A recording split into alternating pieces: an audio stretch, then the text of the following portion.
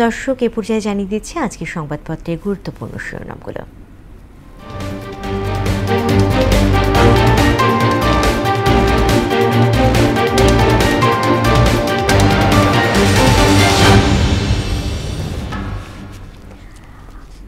আমার হাতে প্রথমেই রয়েছে প্রথম আলো পত্রিকাটি। তারা শিরোনাম করেছে, চাঁদাবাজি, খুন, সন্ত্রাস বন্ধের দাবি, নৃশংস খুনের প্রতিবাদ, ক্ষমতার ভারসাম্য প্রশ্নে আলোচনা এগোচ্ছে না জাতীয় ঐকমত্য কমিশন।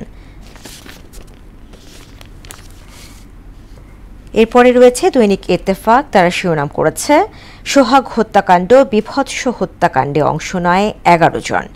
সোহাগ হত্যায় বিক্ষোভ, বিভিন্ন শিক্ষা প্রতিষ্ঠানে প্রতিবাদ সমাবেশ।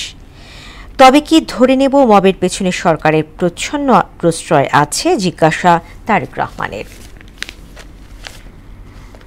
দৈনিক সমকাল তারা শিরোনাম করেছে, দলে শুদ্ধি অভিযান চালাবে বিএনপি, দুষছে পুলিশকেও।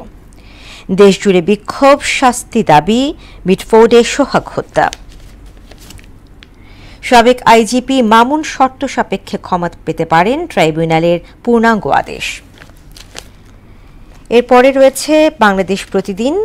শিরোনাম করেছে, কঠোর, বিএনপি অপরাধ করলেই শাস্তি। খুনিদের গ্রেফতার করা হচ্ছে না কেন, মবে সরকারের প্রচ্ছন্ন মদত আছে কিনা তারেক রহমান। জুলুম, নির্যাতন, হত্যা, গুম, কামালের বড় গুণ, আসাদুজ্জামান খান বস্তায় ঘুষ খান। নৃশংস হত্যায় তোলপাড়, ক্ষোভ বিক্ষোভ সারা দেশে, দোষীদের শাস্তি চায় সবাই। রয়েছে দৈনিক যুগান্তর। শিরোনাম করেছে, সোহাগ হত্যাকাণ্ড নিয়ে অপরাজনীতি, ষড়যন্ত্রকারীদের মূল টার্গেট বিএনপি। ঢাকা ওয়াশিংটন দ্বিতীয় দফা বৈঠক শেষ, কিছু বিষয় এখনও অমীমাংসিত। সবশেষ আমার হাতে রয়েছে দ্য ডেইলি স্টার।